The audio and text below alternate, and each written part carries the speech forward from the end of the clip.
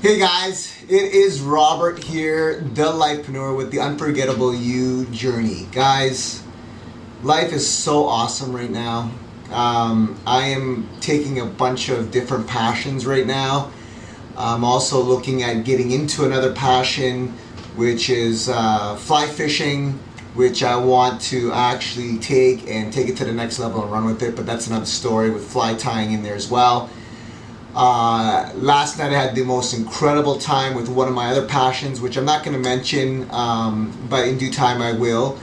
But guys, I'm cutting this video because I'm now going to be starting a new project, a new leather pad, another leather project, and it's been a long time coming. And I looked at it after I finished this last one. This last one that I did was, I'm not gonna mention who it was, but I created this piece for a girl, and I'm hoping that she likes it. I think she really did. I put my heart and soul into it. It was during the worst long weekend I ever had in all of my life, and it was a piece that really brought me peace and joy and carried me through. In hindsight, what I realized was the worst weekend ever. I'll just leave it at that. But this piece is now done, and this incredible girl has that piece, and yeah, it's in her life, it's in her universe, and I'm super stoked about that. And the best part is just seeing her reaction to it, and the joy, hopefully the joy that I brought to her. So anyways, that being said, now I'm creating this new piece here, and so I wanted to actually just start letting you look into this world of how I'm going to plan it out, I'm going to actually put on some thought, not music, but just some creative inspiration. I'm listening to a podcast right now, and I'm gonna just throw it on right now, and then you guys are gonna watch me create a little bit and figure this piece out, hash out the design. I already got the image of how I'm gonna put it on there. Guys, there's nothing in this world that is so beautiful than to have a passion, to really tap into that, and I believe that's all part of becoming the unforgettable you, is trying to figure out what your passion is.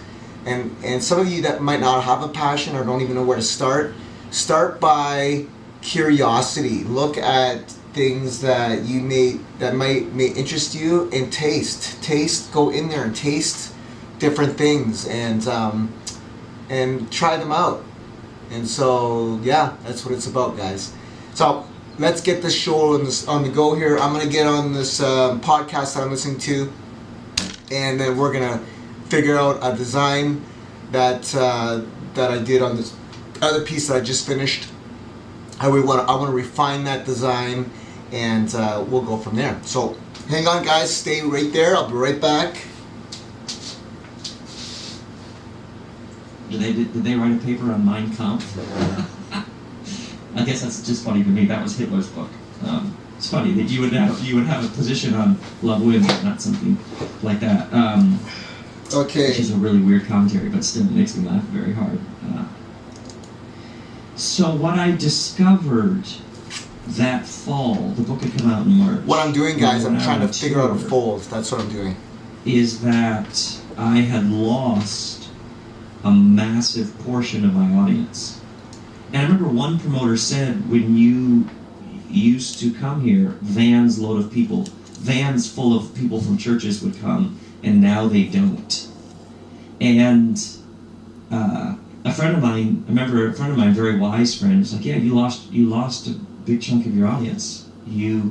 That book cut you off from lots of people who would have come. That's what happened. He said it sort of very matter of fact. You know, sometimes how you need a friend to just tell you, like, straight up, this is what happened. And it was this really interesting feeling when I would walk out on stage. I'd be like, oh, I used to walk out and there were lots of people. and now I walk out and there aren't. This, I wonder where this is headed. I didn't set out to talk to religious people. That's not why I'm here. And what I had discovered over the years is that when I would say something like, God is love, and love is the ground of our being, there was one group of people who were like, you heretic, how can you even say that you're a follower of Jesus? And there was this other world of people that were like, oh, that's so good. There's more? How awesome is that? And I knew from early on, I wasn't here to help religious people be more religious, or somehow defend that I'm religious or orthodox or what a Christian, whatever that means, enough. That I was here to talk to everybody who isn't listening, everybody who can't do that. And Kristen and I had this trust, this sense, this conviction that there were countless people out there who were more hungry than ever, who wanted spiritual direction, who needed to hear some good news. And we had this conviction in 2011 that we needed to leave the local church that we'd started, that we had beloved friends at, what an extraordinary thing to be a part of, but we had this conviction that we were supposed to keep going, that this was the natural evolution of our path, was to move to California and to keep pursuing the work. Essentially, where do people tell stories? And how far can we take this work? And we just knew the next step. Sometimes all you know is the next step. We didn't know what it would look like. We didn't know what exactly shape it would take. We didn't know if we'd fall flat on our faces. All we knew is that one next step. End this season. Give it everything you got and then wrap it up and start another season. This season is done. You have to start the next season. You don't quite know what it is, but just keep pursuing the work. And so that's what we were doing. And the people who were a part of the church that we'd started, Mars Hill, that they were so kind and gracious. And it wasn't like I said, I'm leaving you guys to go do X. It was just, I'm leaving because we have to keep going. And they somehow understood that. I will never forget. They got an email on a Thursday in September of 2011 saying Rob and Kristen are leaving to go to Los Angeles and pursue new work. That's all they got. And Rob will tell you more about it on Sunday. And then I walked up on stage on that Sunday. And I just walked up. And the place immediately, they stood up and started cheering. Like, you're leaving. And just this massive standing ovation. Maybe that told me something. But it was like this love, this, you've been telling us to take risks and go, so now go. It was, I'll never forget it. And if you're part of Mars Hill, I'll never ever forget that was the response. Thank you, and now you gotta go, and it's sad, and we're grieving, and we're also like, yes, you gotta go. But back to that speaking tour that fall, I remember promoters who assumed that all these people would show, who normally would show, who didn't show. A promoter takes a risk in each city, so promoters were losing money. And I didn't have any money, like for a tour bus where you would sleep through the night and then you wake up in the next city. So my friend Matthew came with me, and we drove those cities. So, and Matthew's 6'4" and I'm 6'3", and we could only afford the cheapest rental car. So it's like we're in the middle of Virginia in a red Ford Festiva. You know what I'm saying? And it's 7-8 hour drives each day to get to the next city. And I'd be driving along, and we would have gotten like an email or a phone call. Yeah, we sold 52 tickets, 81 tickets. And I remember thinking, maybe I used to talk to more people. Maybe that was a period of life. And now that's over. Maybe that's what I used to do. And now it's going to be different from here on out. And we would drive. I remember we were listening to Walter Isaacson's book on Steve Jobs.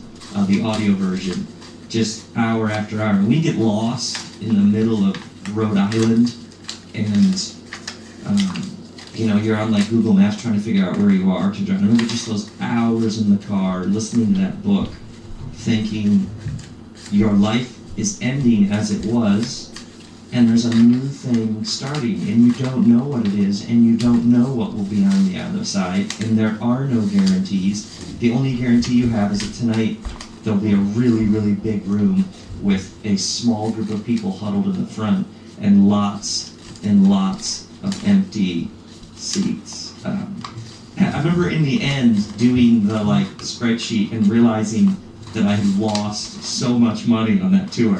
I had actually paid to go speak. And by the way, I swear those are some of the best talks I've ever done, because you find out in those moments sort of what you're made of.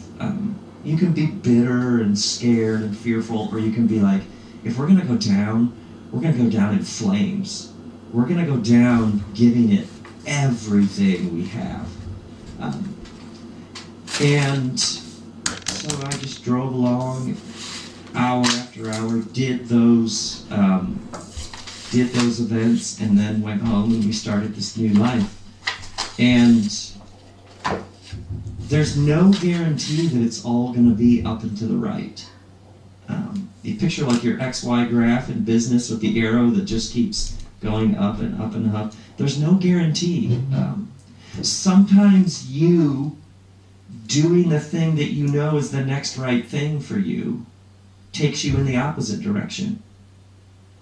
Sometimes being true to who you are and maintaining your integrity and saying no to what you know for sure you're supposed to say no to, and saying yes to what you know is the right thing to say yes to.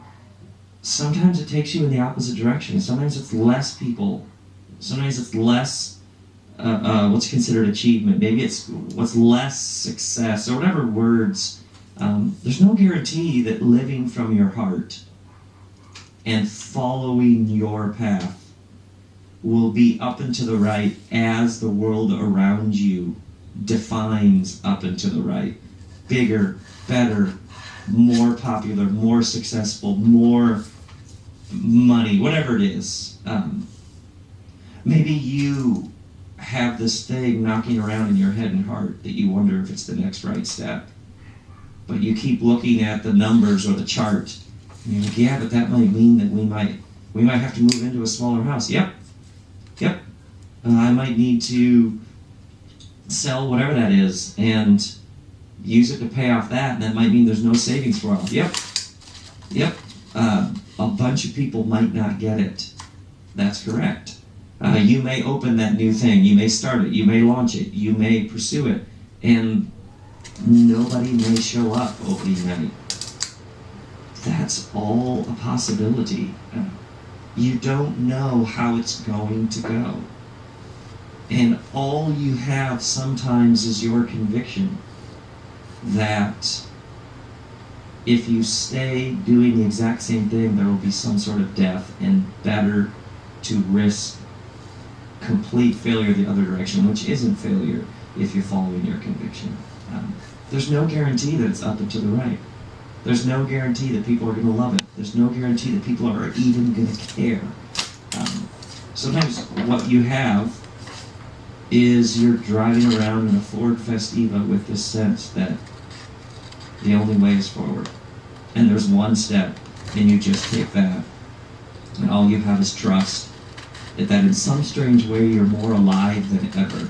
And that's more important than all of the external metrics and ways that we cook up to measure how things are going. All you know sometimes is you're more alive in your heart than ever. And that's what you live from. There's this interesting illusion that some people have freedom to just, live from their heart, just to make it up as they go along because, they're really successful, so they can do that.